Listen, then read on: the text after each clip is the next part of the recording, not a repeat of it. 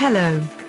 Welcome to another exciting edition of the TPMA Talks podcast. The TPMA would like to thank its sponsors, the 280 Group, Codesta, Wild Apricot, Rana Technologies, Landry, Pragmatic Marketing, Vault Solutions and Windesk. Now on behalf of the TPMA and its sponsors, please enjoy big data, insight or indigestion. Well, good night, good evening everybody. Very excited about this session tonight. As a long-time product manager, I'm certainly a bit of a data geek. Hopefully you guys are as well. Helps us as product managers and product marketers to have good data. Our topic tonight is big data, insight or indigestion. And we've got a great set of presenters here that I'm going to introduce in a second. But I want to start off by having you think about who knows what this picture is here behind the backdrop, behind the title. Great Wall of China? Yeah, so for the next couple of slides, I want you to think about whether you've been to that Great Wall or whether you've seen a documentary on TV or just pictures. Think about how big that wall is, because that's going to be helpful to us in a couple of slides here. Okay, so let's start talking about data then. So here's a little infographic that talks about what happens in an internet minute. And a lot of this is social media driving this, but enterprise is getting tons and tons more information as well as we interface with that. You can see at the top there where it says 639,800 gigabytes of data are transferred over the internet every single minute. So if we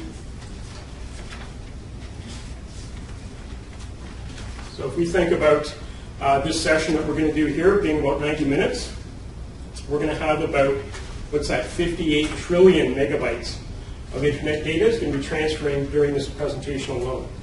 So a lot of data, and it's only increasing as we'll see in a second here. So hopefully you guys are here, so you've got your DVRs at home recording all that data. We wouldn't want to miss anything, right? So a few more statistics here. You look at the middle one. According to IDC, the volume of information created and stored in the digital universe was 1.8 zettabytes in 2011. Don't worry if you don't know what a zettabyte is. We're going to talk about that in a second. And that's going to go up by 2015 to 7.9 zettabytes. And approximately 800 billion gigabytes of data is likely to be stored in public cloud services by 2015. So there's a huge, huge increase in the volumes of data that we're having to deal with as business professionals. So what's a zettabyte if you don't know what it is? It's 1,000 exabytes, and an exabyte is 1,000 petabytes. And a petabyte is 1,000 terabytes. And a terabyte is 1,000 gigabytes. And then, of course, most of us know that 1 gigabyte is 1,000 megabytes.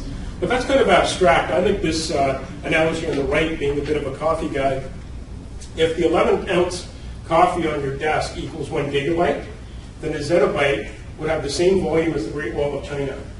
So remember when I asked you to think about how big the Great Wall of China was? That's a lot of coffee, and that's a lot of data. So what we're going to talk about tonight is big data, insight or indigestion. How are we as product managers going to track, synthesize, manage, make sense of all of this data that's just increasing and increasing year over year? Whether we've got a product that we're managing that's in direct relation with data or it's ancillary. I think all of us in the technology space are going to have to be able to deal with this trend. So I'm very excited to present this topic, and I'll introduce our presenters here alphabetically, so as not to show any preference. First, we've got Duke Butler. You want to just raise your hand and say hi, Duke? Hi, everybody. Duke is Managing Director of Duke & Company. He's done a couple of TPMA sessions for us, so you might recognize him. He's also Director and Head of Strategy at RBC Capital Markets. So Duke's going to talk a little later about a case study for applying big data in the financial services market. Second, again alphabetically, is David Corrigan. Dave, you just want to wave there? Dave's actually a former boss of mine, and he's currently Director of Product Marketing for the Infosphere brand at IBM. So hey, Duke, and a lot of those other IBM big data technologies. Dave's going to give us an overview to kick the session off in a second about what is big data and what are some of the elements at play there. And then thirdly, but not lastly, and I apologize there's no picture there, we've got Aylmer in. You want to just wave, Aylmer? So Aylmer is Director of Risk Analytics at IBM Algorithmics.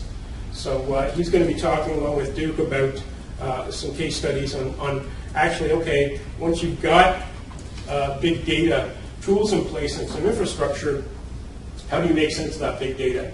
How do you do the analytics? So to kick things off, I'm going to turn it over to Dave Corrigan to start off with what is big data. Thanks, guys. I really appreciate you having me. I was just saying, it's been a long time since I've been at a TPMA. I have to confess, when I worked downtown, I came, well, religiously it's strong, but I came a lot. Ever since I started working for IBM, or the company I worked for was acquired, and we moved up north, and I worked from home a liberal amount of time, like a good IBMer. My attendance has really dropped off, so I appreciate you guys having me here tonight. So as Allan mentioned, my name is Dave Corrigan. I'm responsible for a portfolio of products called InfoSphere at IBM. And InfoSphere is our integration and governance portfolio, and it's also our big data platform. So I'm going to talk to you about some of our big data technologies. I've been working on this space for over a year now. It's really exciting. And in terms of what IBM has launched, the growth that we've seen in the market. So I'm going to talk to you about some of the use cases that we've seen, some of the technology cases that we've seen driving the adoption of big data and some technologies. But first, a couple of questions. How many folks are actively following the big data market? Hadoop and other aspects of it. Okay. And how many folks are managing products that are related to big data or based on big data? Okay. And how many people have heard of Hadoop? Yeah, okay. I'm going to talk about Hadoop, but I'll talk about other things as well. So I'll start off by just defining big data, not the technology, just big data. So from the point of view of what are your customers hearing and what are our customers hearing, when they say they're worried about big data, it really is any type of information, firstly. It isn't just structured data. It's semi-structured, it's unstructured. And Allan mentioned people being data geeks, so I always have to say the caveat, yes, I know unstructured data does have a structure. Technically. There's nothing that's truly unstructured, so don't nail me on that. But you guys know what I mean. And certainly we've seen a lot of use cases for big data where it's simply bringing together multiple schemas, like log analytics is one driver for this, where it's so cumbersome to enforce one schema. That can be a driver for using a flexible technology like big data, and I'll talk about that. It's large volume. I put that second on purpose. So Allan gave analogies with zettabytes. And how many trillion megabytes of information am I going to? You said I was long-winded. I think that's what you were saying. So yeah, it is about data volumes, but a lot of these use cases start small. It's certainly about the variety and also the velocity of information as well. So that's why we emphasize the 3 V's, or we call it EQ. It's variety of data, volume of data, and it's the velocity as well. It's the increasing pace at which this data is coming at an organization. In some cases, there's data coming into organizations as a data stream, which has never persisted or landed on disk. How can it be analyzed? And that's some of the use cases that we're seeing around big data as well. It can often be time sensitive. You get an answer to Twitter analysis or social media analytics, which is a big use case and a hot topic in big data. You analyze that next month, that's not good enough. Can't run on the same cycle as monthly reporting. I mean, if there's anything of value at all out there, it certainly has a short half-life. So we'll talk about time sensitivity as well. Allan put up some of these stats. Where is big data coming from? So social media, yes, is part of this. 12 terabytes of tweets every day. How many terabytes, megabytes, gigabytes do you think is useful in there? Depends on what you want. Depends what you're looking for. Yeah, exactly. We'll cover off some case studies, but I won't show you this one, but we have a very interesting project that we're working on with a media and entertainment company where they did social media analytics for the chief marketing officer on movie trailers.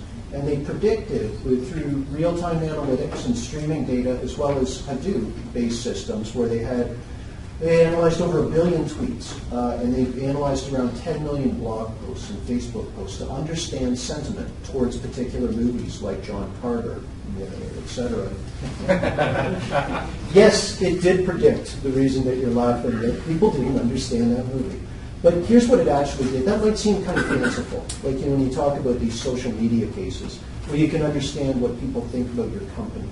But what they actually did was, it went right to the bottom line for a CMO. They said, I understand exactly what people are saying about those movie trailers, that they like the characters and the cast, they like the action in the movie, they like the music. There's all kinds of things that people like. How many people are marketing-focused product managers, do a lot of product marketing as well? So if you guys have run questionnaires before, the hardest thing is what question do you ask, so that you don't bias what you're actually asking. What this company did was essentially turn social media into the largest predictive focus group in the world. And they didn't ask a question, they simply listened to what people were saying. If many people started saying, I like the cast, suddenly cast became a category that they tracked. It wasn't predefined. That's the value of some of the flexibility that we're looking at with big data. And we're going to go into a bunch of these use cases. Where else is that information coming from? RFID tags. There's so many things that have sensors on them now, and that's generating data. Someone told me that a single jet turbine on a 777 flying transatlantic generates over 600 gigabytes of information, or no, terabytes, I'm sorry, of information on one flight. Is all of that useful? No, not necessarily, but what if you could comb through that, streaming analytics, and understand things that might predict maintenance and maintenance failures, for example. There's other examples that we'll get to in utilities, smart meters and smart appliances hooked up to that smart grid, again, based on RFID. Smartphones, there's so many of these use cases in telecommunications, and I'll touch upon it. But the point is, big data is coming from everywhere. But this is a marketing slide. So I started with social media and all the newer sources of data. There are lots of traditional sources of big data as well. Data warehouses are growing. A lot of people would describe them as bloated in some ways. The last bank that I went to, they were actually running a contest called The Biggest Loser. Does anybody know that reality show? Whoever the owner of the data warehouse where they could shed proportionally the most data from their system won the contest, and it was called The Biggest Loser. Everybody knows that we're getting bloated with this information. It's structured data too. So it isn't just about unstructured information, but often it's the combination of that data that there can be insights within. So the definition of big data that IBM puts forward is the 3 V's. It's variety of information, it's storing and processing any type of data in its native format, and it's analyzing any data in its native format.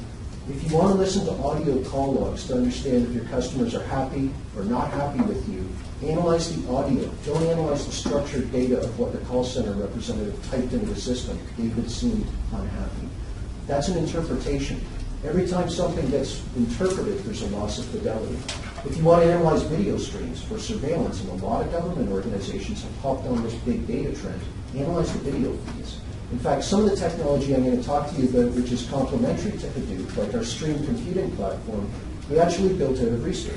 And the federal government came to us really 6 years ago now and said, we have a project, a covert surveillance project where we're analyzing video feeds.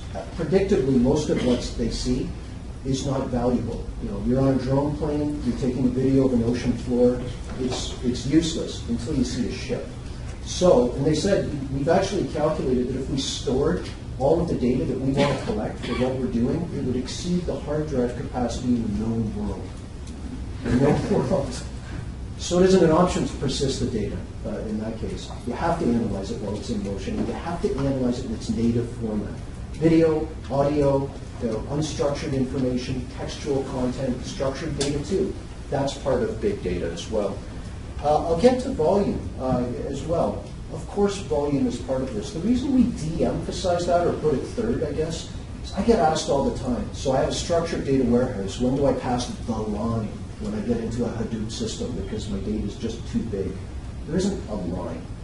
Relational data warehouses are part of a big data platform too. They should be able to handle hundreds of terabytes or even petabytes of structured information. And that isn't going away. The structured relational databases and data warehouse systems are designed for management and control and repeatability, and they shall continue to do that. What we're looking at here with some of these new technologies around a variety and velocity of data, and it augments what we're doing in the warehouse. So let's talk about what some clients are doing. I'm going to get into many more case studies, but some of the possibilities are truly breakthrough possibilities. We're working with the City of Dublin on the first one, real-time traffic flow optimization. And they said, and a lot of these things come out of these blue sky what-if sessions, what if we were able to optimize our bus routes? Does anyone take a public bus? It's okay, you can admit it. You're among friends in your life. Have you ever ridden a public bus? Yeah, okay, so have I. You ever notice how they bunch together? You get 2 or 3 together. It's infuriating, right? So they said, what if we could take real-time traffic data and marry it with weather information and start to predict traffic flows and start to optimally space out those buses, predict when a bus is going to be at its next stop. Is anyone from Markham? Doesn't Viva do that, where they predict? Yeah, it's on the bus stops, isn't it? Yeah. They're not using that technology. It's not accurate at all. Unlike the City of Dublin. But it also has an impact to the city. I mean, that's fuel consumption. There are too many buses that could be sitting in traffic. If you could space this out and optimize it as much as you can, it has a customer service impact. It also has a cost impact. And not in this case, but in some cases, it's something that you can monetize. We've seen this in other industries where you can take information that you have and turn it into a service that you could potentially charge money for. Now, the bus company wasn't doing that. I'll give you other examples. Precise fraud and risk detection. So we all have credit cards, and we've all had them frozen because we've used them twice in a store, or we've done something that didn't match the fraud patterns. When you do pattern matching, and you're looking for a rare event, but you're subsetting the information, you're taking bits of the information, you're developing models and patterns. What if you could take all of the available data? Would you get a better answer? Often you don't take all of the data because it's either too hard to conform into one schema, too costly to put it all in one disk, in disk drive or system. What if you could get more information? Would you get a more precise answer? And we're working with a number of financial services organizations that are doing just that. And I'll take you to a case study completely outside of financial services, but it's exactly the same point.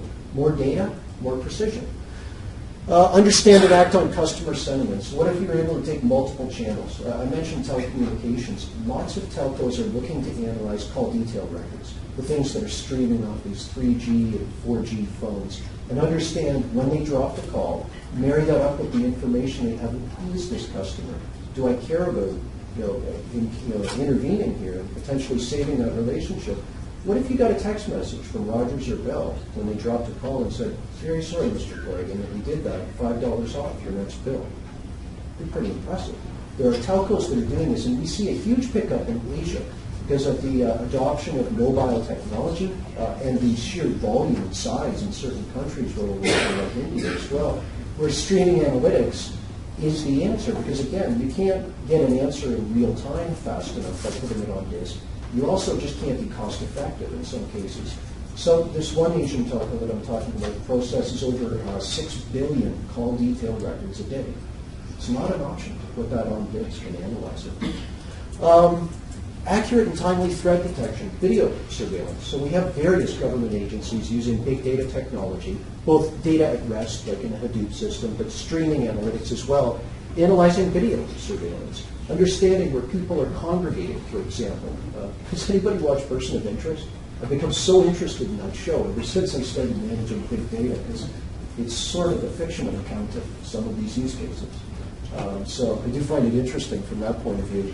Intent to purchase, the holy grail of any B2C focused company. Can I actually take social media data and events and possibly predict what someone is going to do?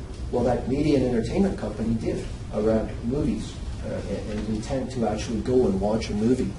And network analytics. As I mentioned, lots of things have sensors. So do things within buildings. There's a lot of smart buildings, smart city initiatives where there's data streaming off these sensors. You can utilize that for preventative maintenance. I was out west in Calgary a few weeks ago where that was one of the big use cases for big data.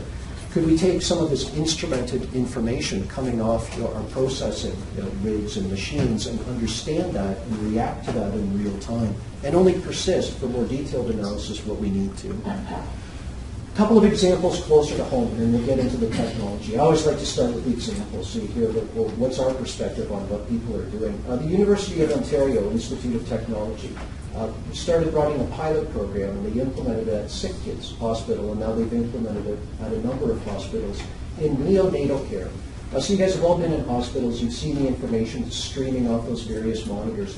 The actual process is a nurse or a doctor will come in once an hour, look at those various readouts, EKGs, heart rate, breathing, etc., and just from a trend and an impression, write something down. This baby is not trending in the right direction. So the hypothesis was, what if you could analyze all of that, not just glancing and looking at the trend? You could take every bit of information, analyze it in real time, because you need an answer fast here. It's not acceptable to get it a week later. And also from a cost point of view, hospitals are not huge IT centers. They couldn't persist all of this information and comb through it. There's a cost benefit to this as well. And they found they were able to actually intervene 24 hours earlier with those neonatal care babies. Now it's still in trials, and it's a long trial period for that type of technology, but those are the preliminary results that they found. And interestingly enough, they're starting to offer this application through the cloud. There are some hospitals, I believe it's in China, where they're starting to pilot using the exact same technology. It's a very cool use of big data, but a cloud delivery mechanism to get to hospitals and rural networks that would never touch this type of technology if they couldn't just pick it up as a service, essentially. Has anyone heard of Vestas? I always like to ask this question. No one's going to say yes. They make wind turbines. Has anybody seen the wind turbine down by Exhibition Stadium and witnessed that it's not always turning? Yeah, why is that? I live in the East End by Pickering. I've seen that one that we built for show, I presume. It runs half the time at best. Why is that? The best place for a wind turbine is hard to predict. It's as hard as predicting the weather. And it's not the windiest spot. Because you can have too many wind shears and it makes the turbine vibrate. It's going to cause maintenance issues. That's why they have to shut it down. Or if there's changes in direction in wind and it's very random, they have to shut it down as they start to turn it. Vestas makes wind turbines, and out of their pre-sales group, they started offering a service where they said, we will analyze weather and help you, the utility company, Ontario Power Company, predict the best place to put one of these turbines. It helps us, Vestas, because we lower our maintenance and our warranty costs. It helps you, because you're going to keep these things running more often rather than keeping them idle. So they were doing that with relational data. There's probably 160 attributes that they tracked, but it was a huge volume of data that they were analyzing. It took them 2 to 3 weeks to get an answer, and they were able to get their predictions down to a 27-kilometer square grid. So then they said, well, what about this Hadoop technology? And they started working with them. They said, what if we could analyze more data? It's the same data, just more of it, so we can get more weather patterns and variability. They were able to get that 27 square kilometer grid down to 10 square meters. That's over 99.8% more accurate. That is a massive leap forward. Remember when I was talking about detecting risk and fraud, more data, better answer? Here's another example, all in the exact same boat. They can get an answer in a matter of hours instead of weeks. It's because of the parallel processing and the capabilities and the distributed capabilities of the Hadoop system for doing that. It's still just 160 odd attributes. It's just many more rows of that same data. And this is a competitive advantage for them. This wasn't their core business, remember. Their core business is making those wind turbines. This started as a pre-sales effort, as an extra service offering to help them differentiate from other companies. And now they're very differentiated because of this. That's a great example of how big data can be transformative. It isn't just about doing the things you're already doing more cheaply or better. It can be transformative, and there are other use cases where you get into entire new businesses, which I'll probably touch on later. So let me try and bear this down, bring it down to the technology level.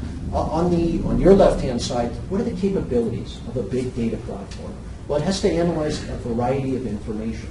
All kinds of information without conforming to one structure, one schema. So it can adopt many different types of data and run analysis across those. It has to analyze information in motion. Sometimes you need an answer as soon as you encounter the data. Sometimes it's not an option to persist that information, so it has to be capable of doing that as well. And of course, extreme volumes of information. This thing has to scale, and it has to do it economically. But we have data warehouses where people are running over a petabyte of information too. Sometimes it's a cost issue that we're talking about. And sometimes the costs are worth it when you need the management and the control and the governance and all the things that go along with relational technologies. Other times, maybe you just need to set something up, do the analysis, and tear it down. And you need to do it as quickly and cost effectively as possible. And sometimes Hadoop is a good alternative for that. Discovery and experimentation. Now, this is an interesting one. Has anyone heard of the role of the data scientist? Yeah, there's a lot of good starting to work with those. Data scientists do some of this discovery and experimentation, and they understand the business side of that data. So we need tools to be able to navigate through these huge volumes of data and to find correlations and to navigate from one type of data to another. So there's a bank that we're doing business with, and they took all of the information in their data warehouse that they used to run their business, operational reporting, and they said, we would never touch that thing to play around. It does its monthly reports. We run our business on it. You have to go almost to God himself to get new attribute in that system. So no playing around. They took that information, unloaded part of it, and put it in the Hadoop system and gave it to some data analysts and data scientists and said, have a look, see what's there. This is the largest bank, one of the largest banks in the United States. What do you think they found? One of the things they found is they could have predicted the 2008 recession 6 months in advance of when economists were calling for it, because suddenly they could see changes in credit card transactions going from wants to needs slowly. And they found these early indicators of that. You know what else they found? They were able to easily play around and start to aggregate customer types so that they could easily say, David, you as a customer, you fit into this type of group, and people of your group, same financial profile, same type of job, same family situation, have X% remaining on their mortgage, own a house that's approximately worth this. They could be an information service provider. Anybody work with Axiom, Dun & Bradstreet, these third-party providers? If a company is large enough and you have enough of the consumer population sharing data on their credit cards and what they're actually buying, you could in theory become an information service provider yourself. That is an example of how big data can be truly transformative. Now, they could be in an entirely different business if they wanted to, but they looked at that and said, what if we just offered this financial profile and information service? $4 a month off your checking account will tell you how you stack up against your peers, really stack up against your peers. You could get a lot of hits on that. You know, there's information services that come from banks. They're almost pure profit, right to the bottom line, as we know. So interesting capabilities. Whoops, sorry, around big data.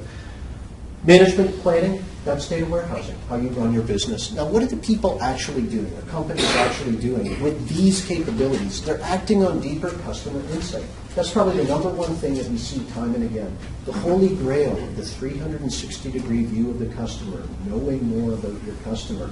A lot of people are using big data for that. Taking information across multiple channels, by channels, and combine that with social media and understand what David is intending to do. Is he going to leave? Is he going to buy more products? Is he experiencing a life event? That's the type of analysis that we're seeing.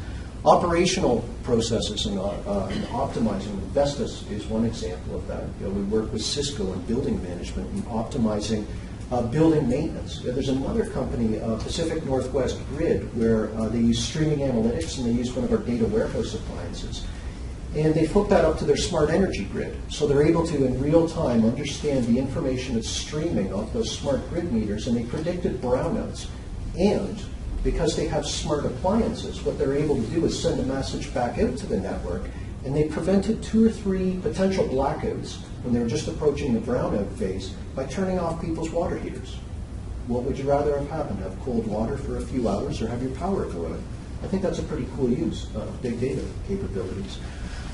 Prevent fraud. Create innovative new products. So I talked about that with the bank example. New service offerings. There are lots of different product offerings that you can monetize from the information that you have or your customers have. Prevent fraud and reduce risk. Seen a number of cases with banks around risk detection. And again, operating on that principle. More data, looking for a rare event, more data the better. And proactively maintain your assets. Oil and gas is one example. Buildings, utilities, other ones where you're actually monitoring the data coming off machines and assets, and monitoring that and potentially doing predictive maintenance on those systems. I'm not going to go through this slide. It was more for your reference. What are the other use cases that we see? The main point of this slide, other than a shock and awe campaign from IBM, is to say we see this across every industry. It's one of the advantages of a partner like IBM is we have such a broad view. We literally encounter big data use cases in every industry. And there are some similarities in the patterns of managing volume and variety. But again, it's prevalent and it's growing. Now, it's a nascent market, so the needs are being expressed sometimes in the traditional way that customers would express a need. For example, if a customer, especially a business person, is expressing a need to know more about their customers, well, isn't that what they told you when you worked for the business analytics company, the CRM company that you worked for before, the master data management company like I did? Yeah, it is. It's the same things that they're looking for. Big data is one more aspect of potentially achieving that. In terms of fraud and risk, we talked about cybersecurity. Risk modeling and management. We'll probably get into some more examples with analytics. I've covered off a number of these, and I'm just trying to pick and choose to highlight that big data really is prevalent across many different industries. So let's just talk about the technology. I only have a couple of slides to talk about that. But what is new about big data technology? It's the ability to analyze any type of data in its native format. Don't convert it to structured data. Analyze it in its native format so you don't lose any fidelity. Of course, it's massive scalability. It's handling these huge volumes of information, and it's handling it in real time as well. Here are some of the new technologies that we see prevalent in this space, or I'll highlight the new ones. So Hadoop, a number of you raised your hands. Hadoop is from the Apache movement. There's a number of folks from Google, quite a few from Yahoo, who've contributed this code, and it's in the open source. It's free, in other words, movement. Two of the big ones that we see here, there's a distributed file system, a Hadoop file system for massive parallel processing across a distributed file system, and MapReduce, the actual parallel processing engine. There are columnar databases, logging things. They all have funny little names, but usually when it comes down to it, it's the file system and MapReduce that people are very interested in. So I'm going to talk more about that as we go. It offers a huge amount of potential, let's say, for scalability and affordability across a huge volume and a variety of data as well. Data warehousing.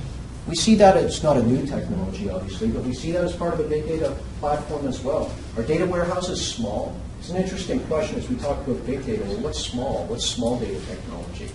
Relational warehouses need to be scaled up to hundreds of terabytes and even petabytes of information, and they too have parallel processing capabilities. Streaming analytics, that's a new technology. The ability to analyze data in motion, not to persist it. So to analyze this variety of information, to fuse together, in some cases, streams of information. I've given you some use cases that we've seen in healthcare and security, seen them in government, real-time polling, sentiment towards a policy and monitoring Twitter and what people are actually saying about a government policy. Financial services, trading algorithms, again, in real time. Any B2C company, there's interest in social media, things like Twitter analysis, again, real time.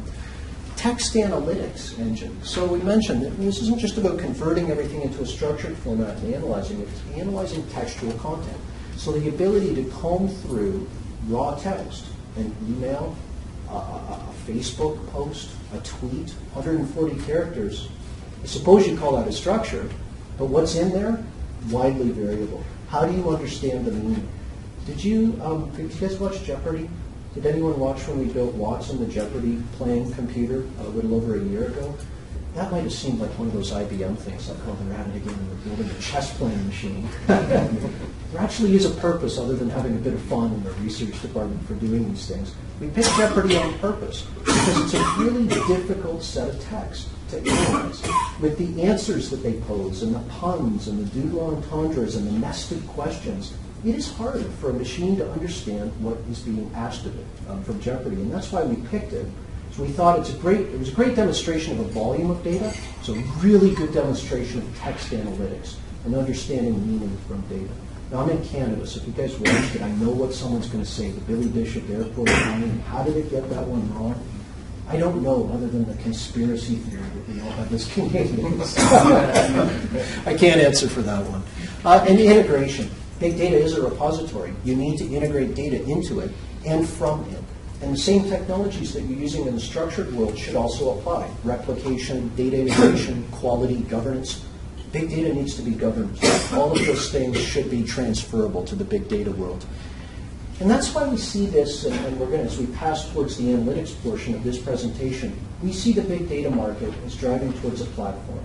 Clients are expressing a need for advanced analytics. They want to do advanced analytics on cybersecurity, threat and fraud, social media analysis. That's what business people express the need for. In order to do those types of advanced analytics, the data must be available and capable of being analyzed in its native format, sometimes without persisting it, so at velocity, and of course at huge volumes. That's why we see the market driving towards a big data platform. And in a lot of ways, we see this as very, very similar and analogous to WebSphere. WebSphere began with open source technology. WebSphere began as a web server. And slowly but surely around that added all these capabilities for an application server, application integration environments. We see the same thing happening with big data. Hadoop's a big part of this, yes, of course, and so is the open source movement. We're dedicated to preserving and even contributing to that. But there's a lot of maturity that can be added on top of Hadoop and around it with new capabilities, and that's what IBM is focused on with its big data platform, which is my last slide, the IBM Big Data Platform. This is something that we announced a little over a year ago, and it's something that's quite interesting. It's gained a lot of interest in the market. Hadoop, so I'll start in the middle here. The Hadoop system, we're based upon open source, but we mature the open source. So there's a lot of areas where that can be matured. Development tooling and environments. I think about 6 or maybe 8 people raise their hands that know Hadoop. How many people at your companies know MapReduce and all the intricate programming? How many know SQL and JavaScript? Right. So that's the thing that we need to drive towards. With this big data platform, we need to democratize it. It isn't just about a handful of folks on the West Coast that know how to program and specialize systems. It needs to be brought down to the language where many, many developers can learn this tooling as well. There's a balance, of course. You can't necessarily bring it to the lowest common denominator without losing something, but you can make it similar. Development tooling is one area. Security is another. Visualization. How do data scientists look at this data? What's the number one analytics tool in the world? Spreadsheets. So we didn't swim against the tide. We said, why don't we build a spreadsheet-style interface for navigating big data, for traversing across different types of data, doing correlation and simple analysis, and perhaps this is what data scientists will use. It's a component we call big sheets. There's a lot of areas where you can mature Hadoop. But here's the most important area, other than maturing Hadoop itself. Big data is not a silo. Any organization that implements big data needs to integrate it with their information management technology. It needs to be integrated with relational data warehouses, application integration environments, CRM applications. It needs to be integrated into everything else an organization has, or at least many of the things that it has. It needs to be integrated with the data warehouse. Many organizations run structured data analytics and then will need to augment that, maybe pre-processing information, maybe offloading some of the analysis that they're doing or analyzing some new variety of data that's not a structured format and combining that with a data warehouse environment. Stream computing, as I mentioned with the various examples like Sick Kids Hospital and UOIT, is dedicated towards streaming analytics. And we build a number of these accelerators on top of this platform. And capabilities, as I mentioned, around visualization and discovery and application development. The most important point I wanted to impress upon you, and especially as product managers from technology companies, and hopefully some or many of you are partners of IBM, IBM sees this as a platform. That's our message to the market. For those of you who managed products that went through the application server era, before there were application servers and through the growth of those, you remember what that was like. As you said, I worked at a company 6 blocks from here where we made the same decision. Should we go with Microsoft? Should we go with this J2EE app server? And which one? Do we go with WebLogic, this thing that IBM is touting? It was a big bet that a lot of companies made. But as that platform started to mature, slowly but surely, the things that we built in our application, we started to drop off the things that the platform did and take advantage of that platform and focus on the value add. And that's where we want a lot of our partners building around the big data platform as well. We see, and actually just signed about a month ago, our 100th partner in the big data space. There are partners that are building and swapping in components of this. We have partners that think they have a better mousetrap for visualization. Great, swap it in. We have partners that are building on top of this with analytic applications. They may be specific to a particular industry or to a particular use case. There are many partners that are building around this. There are partners within IBM in different areas, such as analytics and some of our application areas and solutions within IBM, Cognos, SPSS, Algorithmics, and others that are building on top of it and saying, if there's a big data platform available, great, we can run our analytics against it. Perfect. Let's see how we can take advantage of that. Do you have a question, Brian? Yeah, just, I guess, topology-wise, is all this gear residing at IBM, or you simply go talk to the customers, figure out what they want to do, and then use your respective customers and custom design something at their frame? Yeah, I'll just repeat it for the recording. So the question was, is this something that's something that IBM has as an asset? Is it a product? Is it something that's designed in the field, essentially? The platform is a product. The platform is many products, I guess I'd say. Data warehousing, take your pick. We've got Netezza, we've got ISAS, or the InfoSphere Smart, or the IBM Smart Analytics System. DB2, it's the former DB2 warehouse, InfoSphere warehouse. They're built for various purposes. We have many warehouses. Our Hadoop system is InfoSphere Big Insights, Stream Computing, InfoSphere Streams. Integration and governance is generally the rest of the brand called InfoSphere. These are all products. I'd say the challenge before IBM is not the one that you raised. I'll raise a different one. It's integrating all of these things. There are various stages of integration that we've built. So the Hadoop system works with data warehouses. Stream Computing can work with data warehouses. We're not yet at the vision that we're laying out here. If we truly are saying this is a platform, you would expect more of an integrated development environment and to become a bit more seamless across, I don't care what the repository is, Hadoop, a warehouse, streams, whatever. I'm analyzing that information. We need to get there. There's more work to be done. So all of these things are products that can be purchased, full maintenance and support, and then the idea is to build up on top of those the applications around those. Well, in view that you're getting into predictive behavior, I understand. There's a lot going on that has to be analyzed. Analyzed the human brain right across the stratum. Yeah, there's a lot of gold in that big data. There's a lot of garbage too, and that's the challenge. So part of this is just how do you cost effectively go after that. Just as a follow-up, what about hardware for this? Is it, would IBM be providing a complete hardware software solution, or is it on one concept of computing? Or yeah, I'll repeat it. Just choice? Yeah, customer's choice would be the short answer. So the question was, what about hardware? And what does IBM offer, and what do we see in the market? This whole movement around big data was really around commodity hardware.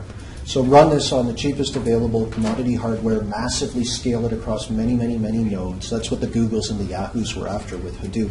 So we see a lot of that. We do have our own hardware, that we offer that's, X series and based on, the Intel platforms. There's other hardware that we offer that has more security and reliability and the things that you'd expect. I mean, it goes all the way up to the mainframe systems. We don't run this on the mainframe yet. We run some of the data warehousing analytics on there. Cloud computing is another delivery model as well. So yes, we do see applications. For example, social media tends to be a flashpoint. There are lots of industries that say, that's neat. I can't pay for some huge environment to analyze social media when I only do 2 or 3 product launches a year. What if you could rent it? Maybe you'd be interested then. I know there's a number of other questions. I think we want to save them for the panel session. So if you don't mind, we'll get to the questions at the end as well. So with that, I am going to pass it over to, there's my contact details. By all means, if you have any other questions, please keep in touch. And it's been great to talk to you guys, but I'll be back up. I'm in town all night.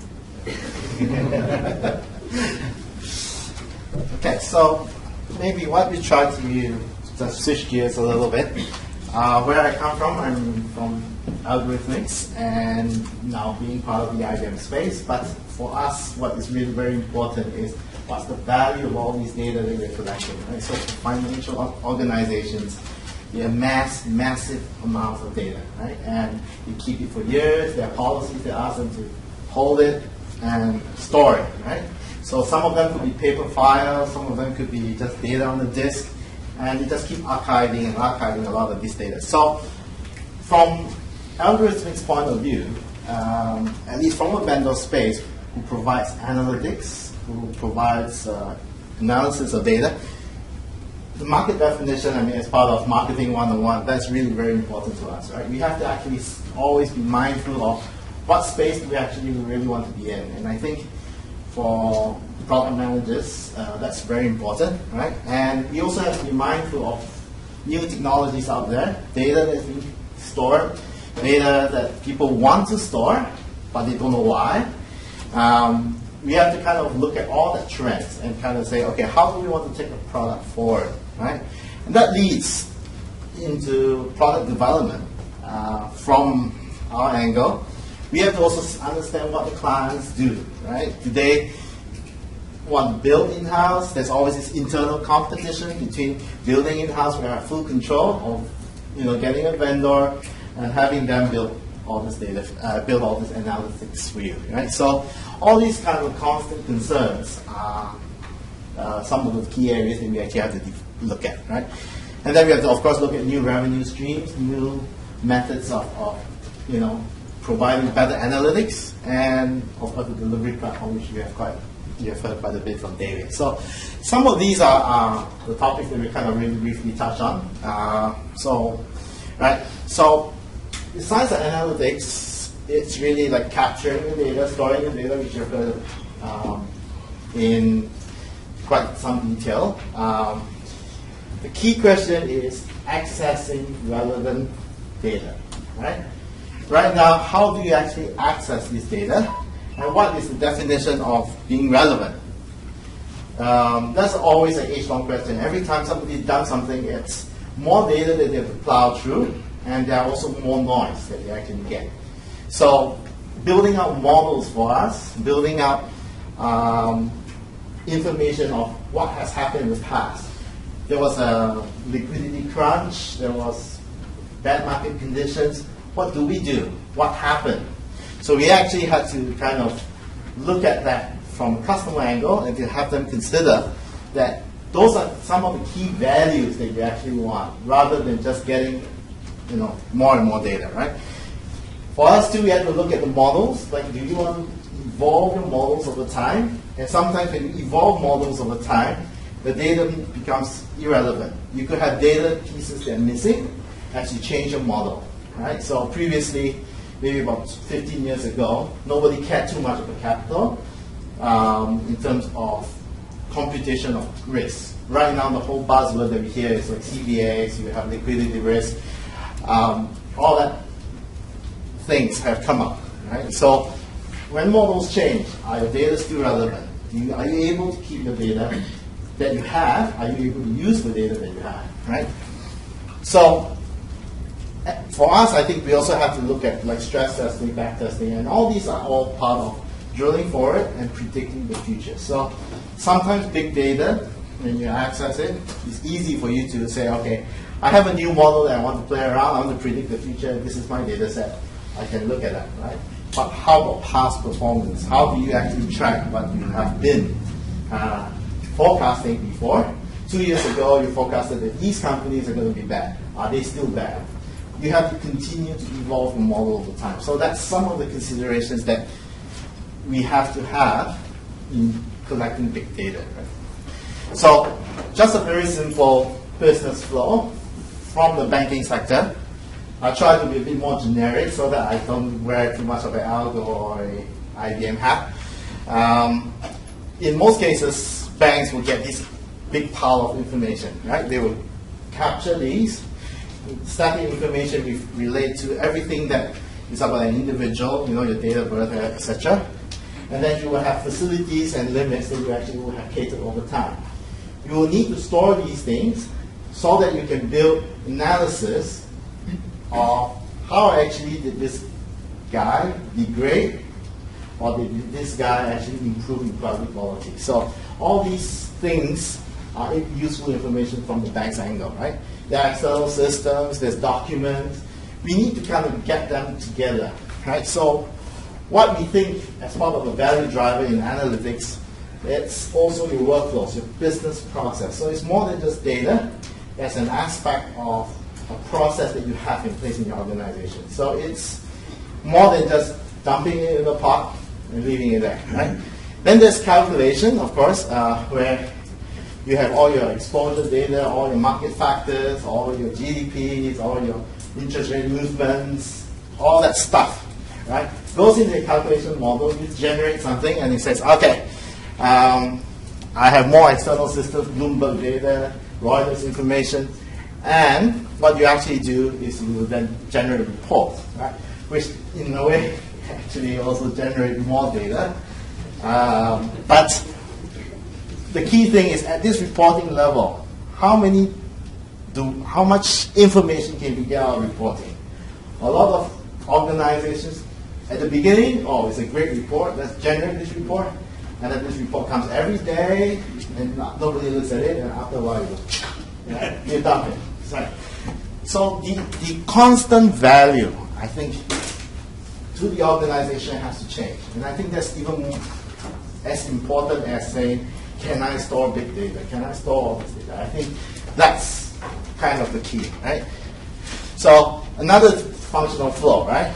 We have all the source systems. We have database of big data. We store this stuff. We consolidate risk. Okay, so I just go to something very simple.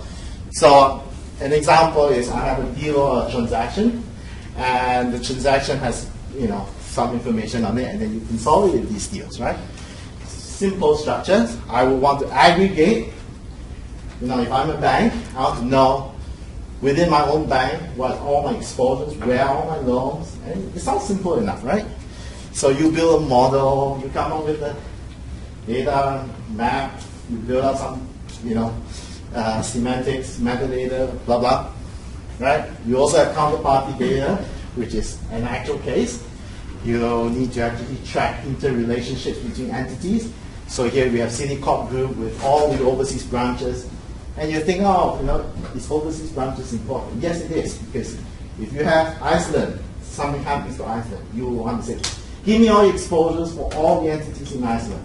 It could be Citibank that has a branch in Iceland, but because of a moratorium or because of credit crunches, you cannot get the money out. So some of this data falls back on basic principles. What is the value you want to get out of it, right? So again, you can aggregate all this stuff. We build a whole product structure as well. Or I want to know all my loans, I want to know my derivatives, my interest rates, my cross-currency swaps, etc. You will build structures like this, and banks will say, okay, I want to access it, right? So, I build a kind of cube, and I want to say, okay, what's my aggregation, what's my loan, what's a exposure for banks in Montreal. I want to, simulate some of these exposures, which in the credit analytics space is important to say, if the interest rate moves by X amount of dollars, what will happen one at a time, right? And I only want to do it for banks and mortgages. So structuring your data, I think, is something we can't escape, right? And then you probably build limits, build CVAs, new capital allocations, etc. at various points.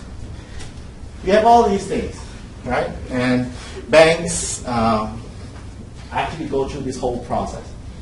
So JP Morgan spent $1 billion, they pledged to spend $1 billion last year, and they still do not know that they have a London whale. They still do not know that they have a guy that's trading large portfolios, and it's just simple information. So what happened there, right? I'm sure they have somewhere in some database stored this amount of information, but they did not get it. They could not find it, right? And is it the problem with the big data? I don't think so. Do you track it real time, or how do you track it? Yes, so a lot of these, in terms of analytics right now, we do this real time. We do an incremental computation, so that's kind of the analytics space that we do now, where we actually simulate the exposures and do the incremental add-on of each trade. So from an algorithmic perspective, we think that's the way forward, because we need this data plus the new data that's coming in on an intraday basis, because right now with volatile markets, market prices can move. Yeah? So we think that's a value driver that customers want. So that's kind of where we're headed. But definitely in this case, right? So just very quickly on some of our value drivers, right? We think that a lot of these value drivers, which we heard is the last V. I mean, if I can play puns with that. The 3 V's, it's important, but we need to focus on what do governments want. We need to look at internally what measures do we want to have. So some of them are pushed by internal corporate objectives. So you have your liquidity risk, you have things that you want to actually improve your balance sheet, your capital quality, and so on and so forth, right?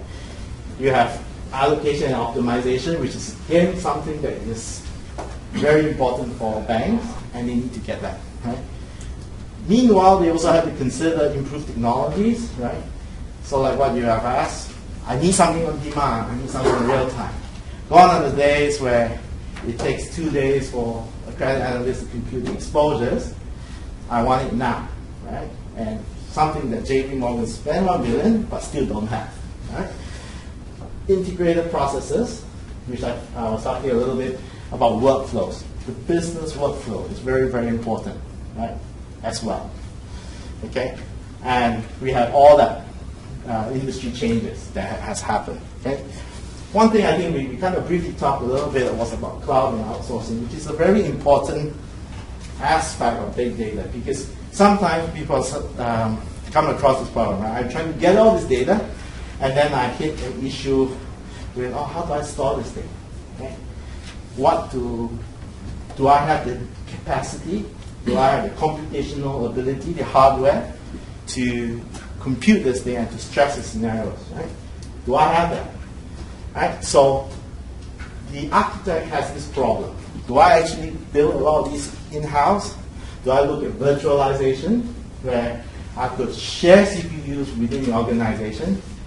If there is a data crunch and everybody wants to generate data, what happens? Does the system fall over? So all these questions are real questions, right? And we have decentralized data. Do individual departments hold their own siloed data? And I think something that Duke would talk about a little bit would be how to bring all these things together.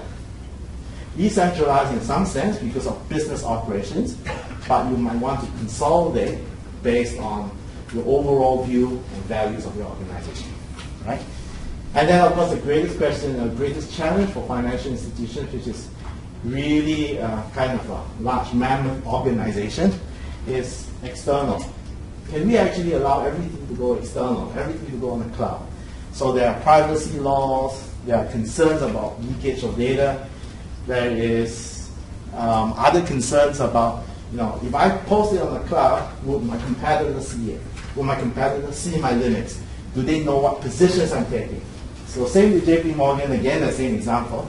All the other competitors are going after JP Morgan because now they know what positions they're taking. They just took an opposite position, they made money. Right? So such information is really very, very important to financial institutions. Yeah. So, I mean, there's quite a little bit of tidbits. I don't know if you all will get the slides, but there's just some thoughts that we actually have, right? In terms of storage and the various pieces about the cloud, right?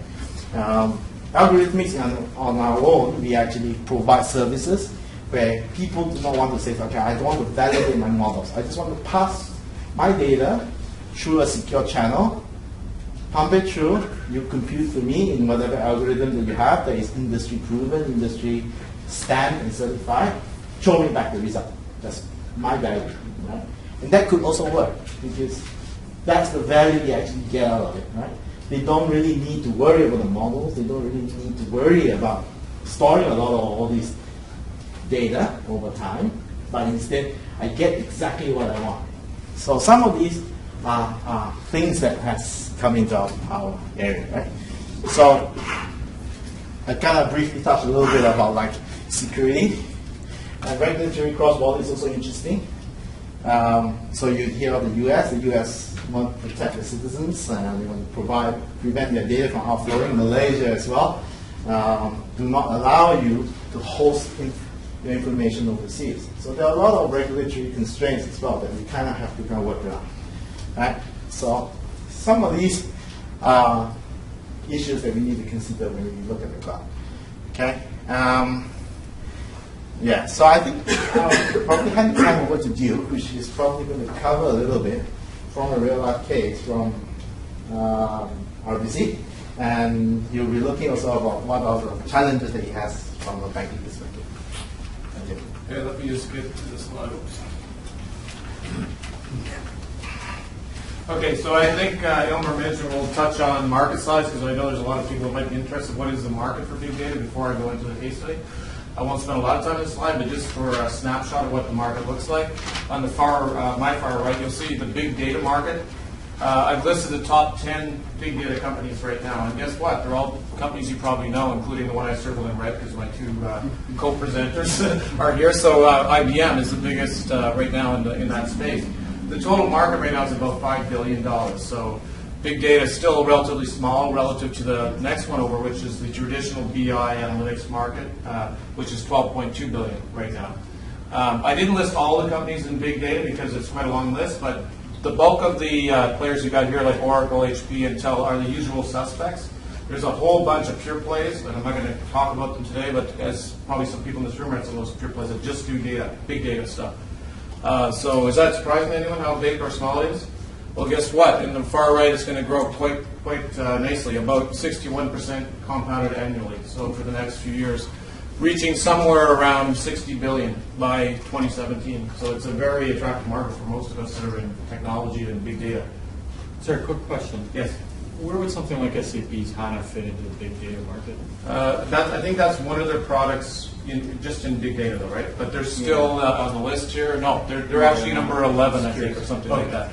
But in the traditional model, you can see they're the biggest player, right? So, but yeah, watch the space because they're going to be a big player in this area. So that's just a little snapshot of the market. I think we'll now talk about the case study. I get this to go. Yep. Get that wrong again. Yeah, that's not right. That's the same network. Yeah. Yeah. That's not there. Yeah, just before the case study, we talked a little bit about Algorithmics. Algorithmics, as you probably know, is a risk software company that existed in Canada. It's from here, and now IBM's bought them. But just I wanted to illustrate that one of the most attractive markets for big data is in the financial and insurance space. This is from a McKinsey study that shows basically the potential for big data. Almost any industry has big potential, but this is one where I think there could be fast adoption, and I'm already looking at this in where I am with RBC Capital Markets. Other ones you see in the far right there, the big ones that could adopt this fast and get the biggest value would be information services, transportation. We talked about a few case studies there, real estate. So just illustrative. But in my... Yeah. Yes? What's the y-axis? I can't. The axis is our big data value potential on the bottom, going from low to high. And on the other one is how can we capture the information from low to high. So on the far right, it's like any kind of high kind of 2x2, but you get basically the most high capture and the high value on the far right top. So that's why I put financial services there. The ones on the low bottom, just to give you a couple, like construction, not lower potential, right? Education, believe it or not. So that's more low capture, low. The law in government refers to privacy and things like that, or red tape? No, I think it's probably just like if we were to actually attack the market right now, and IBM is, I know I am, and some of the work I do, I think I want to go onto the far right top, and that's where the most potential is now. Who says in 2 or 3 or 5 years that education is not big, right? But yeah, just to illustrate where the potential is. You're right, because ease of capture is one of the concerns, right? So that's why this is on the low on the y-axis.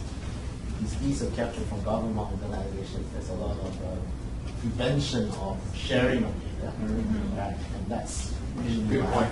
But it depends on the government, right? Yes. But most government organizations, the municipal with provincial government are government on top. I guess in the interest. Sorry, but I was talking for outsiders, looking for themselves, right? Yes, you need internal. I know. Yeah, I think what I'm trying to illustrate mostly here is in the banking industry, which I'm just about to talk about the next slide, a lot of things have happened in the last 5 years that drove the need to get the data now, and that's why I think we need to capture it and there's high value to do it. Whereas in education, it's probably equally valued, but maybe not the driver of the financial crisis that pretty much put us almost in a depression. So And things that have come out of that are things like regulations. I don't know how many people know the industry, like Basel 1, 2, 3, things like liquidity, capital adequacy, things you need to do that you didn't have to do 5 years ago, and how do we measure it and convince regulators about that? That's why we did in banking. And especially what I manage, which is the investment banking and trading platform. So go ahead, next slide. So the problem we're looking at basically is exactly that. You know, in our world, we've got front office systems globally. So traditionally, what we do is we capture the data at a trade system on a batch basis every day, and we run these scenarios and calculations. Some people may know some of them, Monte Carlo simulation for people from banking, value at risk, how much of the bank's money we're putting at risk. Those kind of calculations have been going on for a long time, but the way we calculate them has changed in the last couple of years. And how we capture the data and actually aggregate it and present it to the regulators has changed. That's the biggest thing here. The complication too, though, we don't have a mature, banking industry. I mean, relative to this kind of data management, it's kind of archaic actually. And I came from the outside 3 years ago. I was always a guy helping the banks. Now I'm inside a bank, and it's not as advanced as you might like to think. All the stuff we're talking compared to who? As compared to pretty much anyone. I mean, the way the data is managed, it's not that sophisticated. Yeah, there's all the spreadsheets we talked about. There's all these data repositories people create all over the place. But anyway, I'm going to talk about why that happened in the next slide. And then finally, what's the solution? So I think the big solution here is let's get one place where we've got the data that everybody works off, that everybody feels convinced is the actual truth. And then we can run these calculations, and all the regulators are comfortable with it, and all the people that want to make money, like the banking industry does, can go ahead and continue to do it. That's really what this is about. All right, next slide. And again, I don't want to spend too much time on this slide, but I just wanted to capture, what are we talking about? So on the far right, I've got the trading system. So I've got London, New York, Singapore, et cetera. All these trading systems are running, fixed income, equities, currencies, are trading derivatives, all the stuff that you are scared of. They're still doing it, believe it or not. But what we traditionally did was we just kind of sent that data downstream, and we did the risk calculations on a batch basis. We settled in finance for profit and loss, and so people can get paid and get paid counterparties. And then we also did things like P&L, profit and loss, settlements, stress test scenarios, that kind of thing. But now with this new world, this data is so uncontrolled that the regulators aren't comfortable. We needed to capture this trade from front to back, as we call it, a little bit better. And I'll talk about how we did that. So in the other slide, on the left-hand side, you'll see trade capture and trade valuation in the front office. This is now being vended to a central service, and you'll look at a picture of it in the next slide again, but we're still doing things we always did. We're just doing them more in an automated fashion. So we used to do things like reference data, client data manually. So a lot of people do it with spreadsheets. Now we're trying to automate that. We're trying to do things like market data capture and do it in a better way, in a more secure way, in their central place. More and more what we're concerned about in liquidity is trades, positions, cash flows for liquidity, and valuations of the front office trades. So you can see it was very unstructured, and in the next slide, no, not yet, we'll just touch on this one. So how's the industry addressing this? There's something called EDM Council. EDM Council is an investment banking standards body, if you want, and we basically look at an evolution, just like any maturity model. Where are we in this maturity model? And you can read this on your own leisure, but from the left to the right, it's very low maturity and getting to a much more mature state on the far right. Where we are, I think, in the Canadian banking industry, no secret, is probably in the far left. Yeah, in the lower maturity level on how we do this. In my opinion, that's where it is.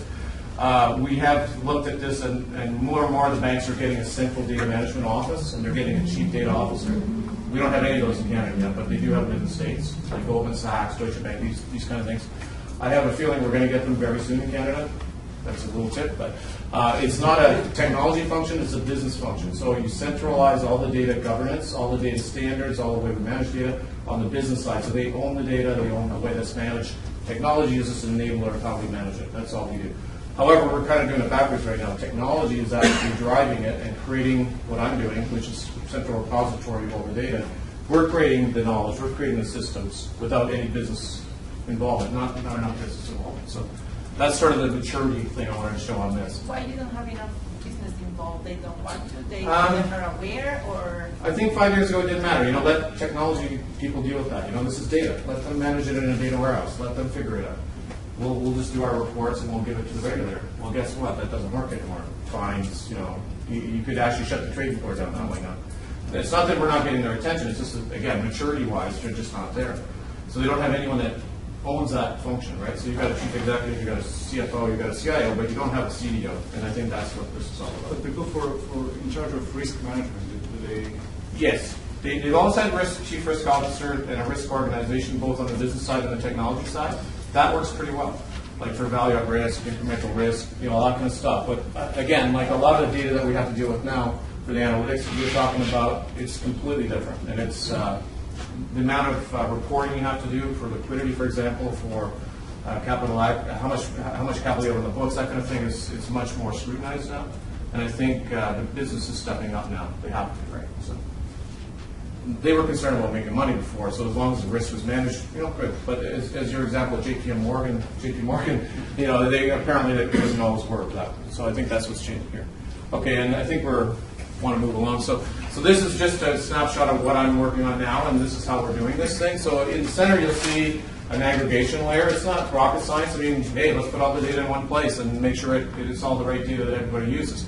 It sounds easier than it actually is because, again, there's a lot of people that have created repositories all over the place. There's a lot of people that do things manually, even on P&L posting, even on risk calculations.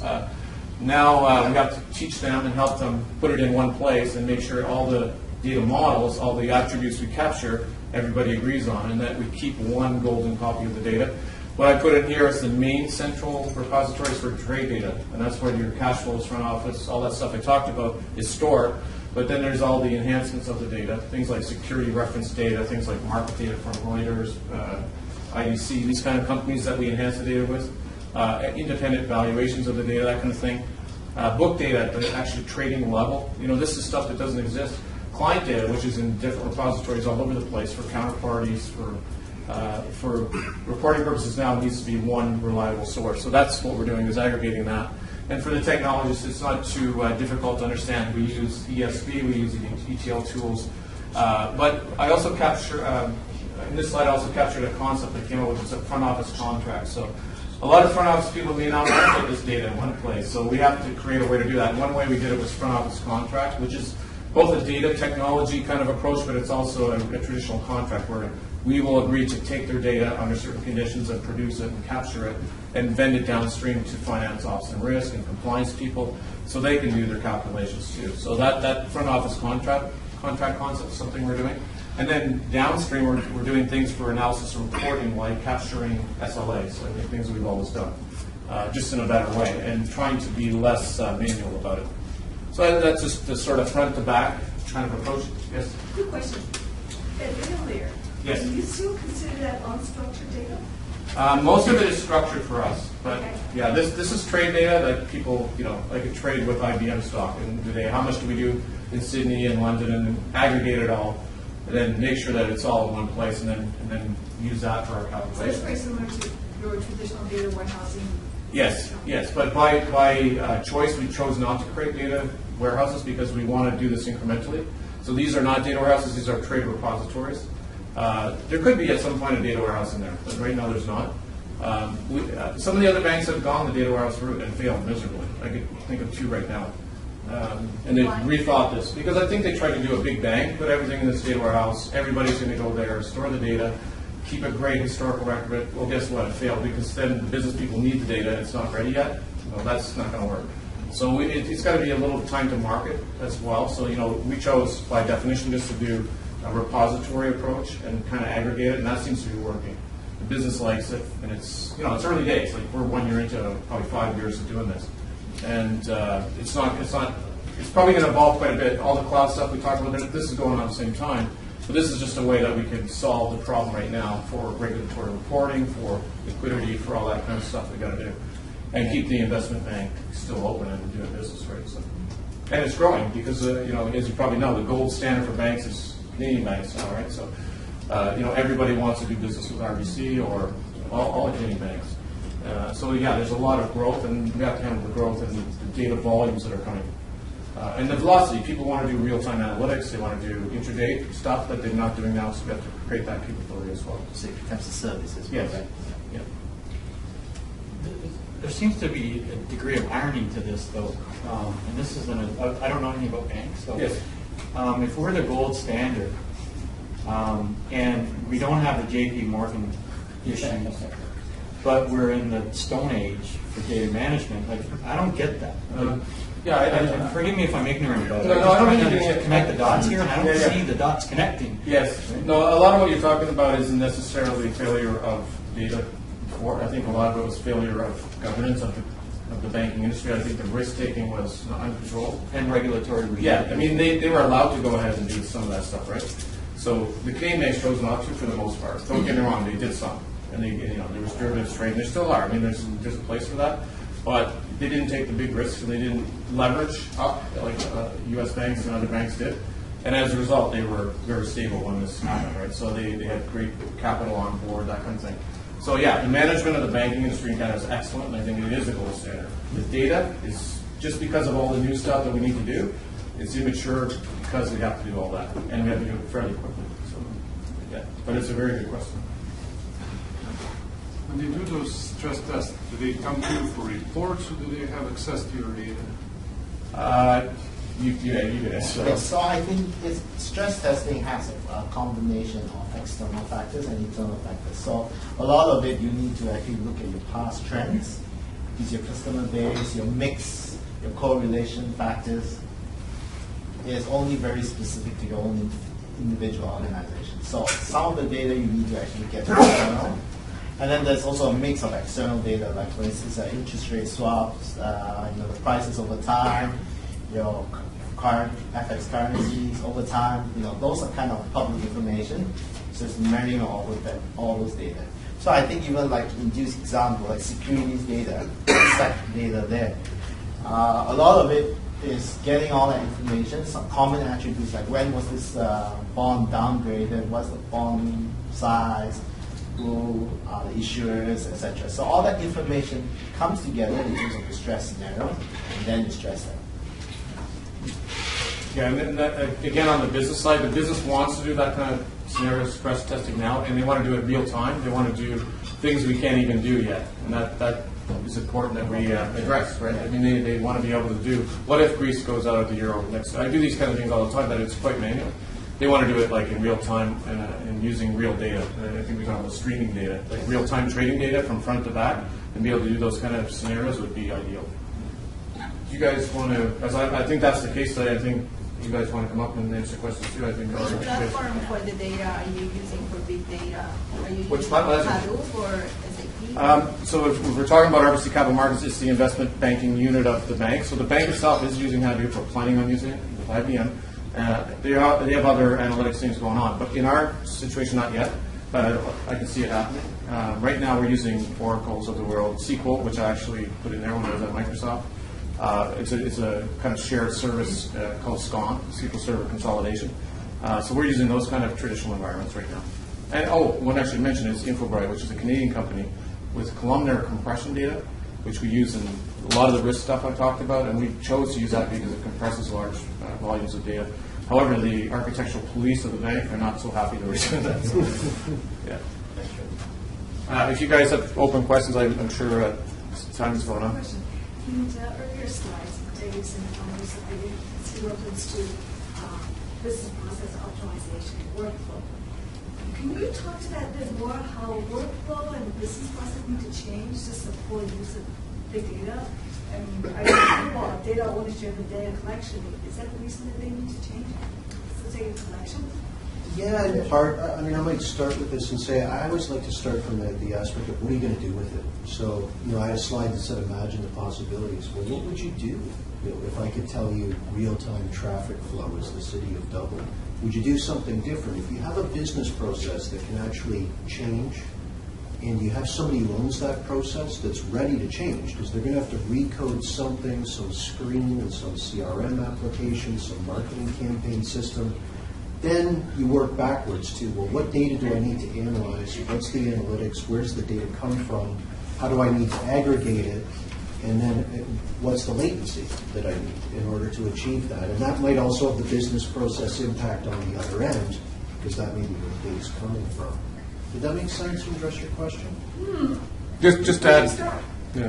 What's that? Where do you start? Because I got an idea that you have lots of data, you don't know what's going to come out of it, but you're going to just start analyzing. So you're being driven by analysis. Yep. And how do you design your process to support that? You don't know what's going to come out. Right. Well, eventually, I'll give you three answers, I guess, to that, to three sort of separate twists on your question. Where do you start? A lot of times with big data cases, it is about discovery and experimentation. You might have a hypothesis that if I had more wind data, I could figure out where to put a turbine. That wasn't proven. That was a hypothesis. It might be a hypothesis that you could detect different risk or fraud patterns. You don't know until you actually try it. So you have a hypothesis, and that's often where you start. And it's part of this discovery and experimentation. You'll find other things as you go. In terms of how you use it and institutionalize it, you then have to say, okay, hypothesis proven. What business process benefits from that? How do I provide the analysis and the insight to that process, and how does it consume it from that point? Just to add, so what we did in the case that I'm talking about here, we had a target operating model, and actually both of us worked on this. So it's a business architecture approach, and we looked at the old way that the bank is architected from a business down perspective, and we actually mapped out every function of the whole bank, like a bank in a box. And then we created a new model, and then from there we mapped each process, level 0, level 1. And you can talk about it. And we actually mapped very granularly the data flows from front to back and how it hops through all the different channels, and then change the business process based on the new way that we want to manage the data. And that creates, new job descriptions, as you could imagine, and changes in the way everybody does stuff. I have a question for the three of you. So I'm a data science mainly, and I would like to know in the Canadian perspective. So I understand IBM as a global company, and I understand banks in general in which direction they're moving. Now in Canada, what are the priorities for IBM and for RBC in terms of big data? For instance, is IBM focused in developing software for this particular piece of the platform, or is more consulting, or is in which direction is that going in Canada? Okay, we can just add, even within IBM, I think there is also different emphasis. Like, we were bought by IBM just only this year, so we come from an analytics space, and I think that's the overall vision that IBM has, right? That we need to actually integrate, we need to provide all the enablers, so you have data, you have Netezza, and all that database stuff that allows you to access and store and have all the 3Ds where you enable an organization to get at the data. Right? The other one is the analytics part of it. So the whole science of drilling into business processes, drilling into computation methods, right? Improving your computation methods, providing various options, providing various models, providing consulting, which is what we do for all our customers.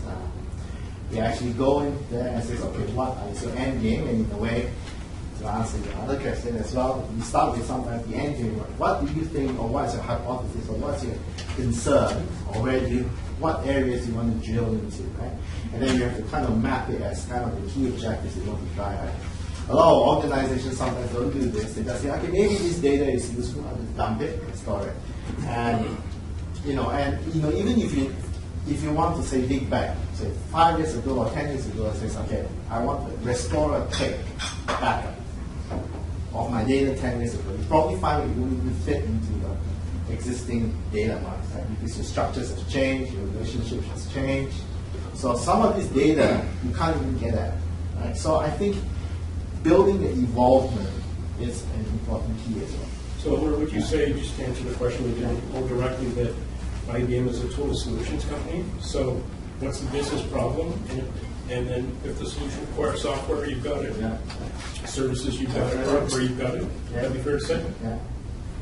Okay, let's do maybe 3 more questions, and I think we're going to have to wrap up. Dave, Duke, and Aylmer, I think We'll hang around for a couple of minutes after the session if you've got more questions. So who else has a question over there? Did you raise your hand? No. Oh, sorry. It's like you're at an auction. Be careful, don't flinch. I'll have to scare people off.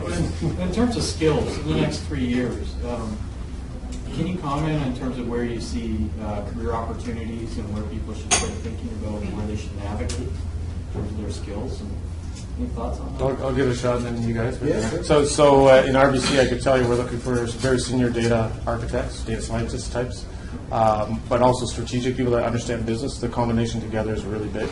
I think also data quality, it's unbelievably huge. Also on the business side, all those roles I just talked about, like the CDO kind of role, like very senior people that are business people that understand how to manage their data, that's going to be a huge growth area. And the traditional roles like integration, software development, all that stuff is still good. Well, you mentioned what was interesting when you showed the platform, right? You talked about integration across the company, which has always been an issue. Yes. Culturally and information-wise. It seems to me if you're going to leverage big data, that those silos have to come down, whether information, cultural, or role-based, right? They really do. I mean, at a base level, from a technology perspective, you need new skill sets or to retool resources on some of these big data technologies. So you need people that know how to program in Pig and Hive and all these other languages that are coming up. Or I mentioned text analytics where we have EQL, similar to SQL, but it's not exactly the same. So there's a retooling that takes place on the technical side, like you said. More than that, I think you'll see more of an emphasis on governance than you think. I mean, I've been focused on this big data space since we really launched heavily into it a year ago. And the use cases, people would just assume, oh yeah, we can do risk analysis and throw in customer data from here and there and do this analysis, and then somebody is the wet blanket literally and says, I don't think we can do that. We need to mask that data, we need to encrypt it. There is going to be more emphasis, not less, on governance quality, which you mentioned, but privacy, security, masking of data, retention policies. Big data is going to amplify that. And the reason is, we talk about data growth, even the stats that I put up, Allan, that you started with, we throw out these zettabytes as if the growth and the size were the issue. I don't actually think that's the biggest issue. I think it's the number of sources. This is coming from so many different sources that you need to integrate together and get agreement on how you integrate them. That we do all kinds of these market surveys. 1 in 3 business users only 1 in 3 trust the data that they have to make decisions.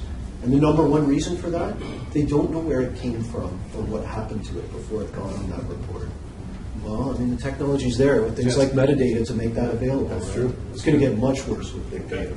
Let's keep going. Dan, I think you had a question. No, you're good. Over here.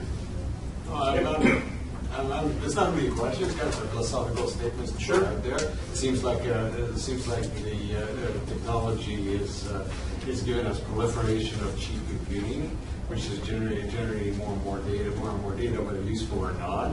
And we're kind of falling victims to our own affluence of computing power, and we don't know what to do with all this data that's being created for possibly no useful reason at all.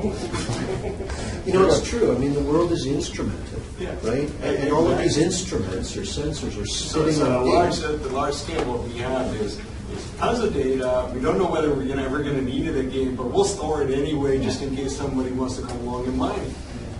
Actually, that's the key analogy. I was going to say, we think of this, and a lot of times when we start off big data presentations, as the gold rush and gold mining. And you're no longer panning and finding big rocks. You're getting to the point of... But that's fixed anyway. Well, you're mining huge amounts of rocks to get these little finite pieces of insight or gold.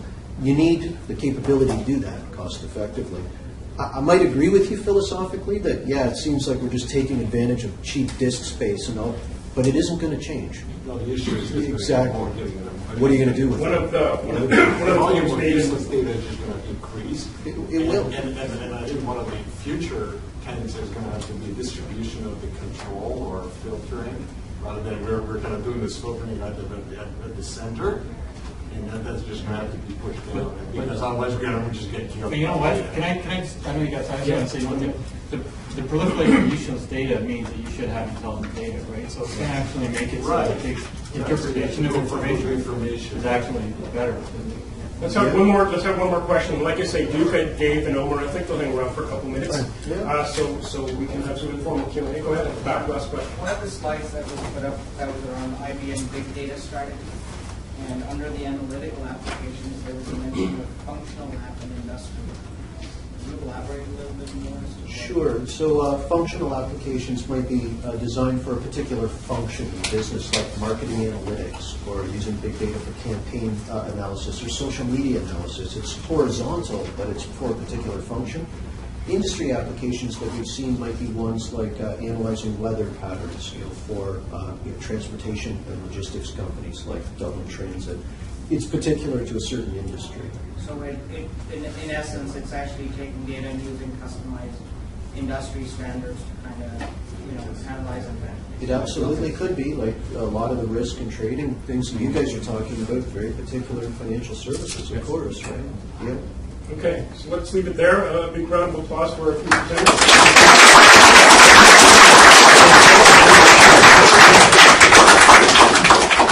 Where are you going? Excellent. Our podcast music is influenced by Probos. Available at indiefeed.com. Digital voices by ispeech.org and neospeech.com. Thanks for listening. And don't forget to join us again next month for another exciting TPMA Talks podcast. Goodbye.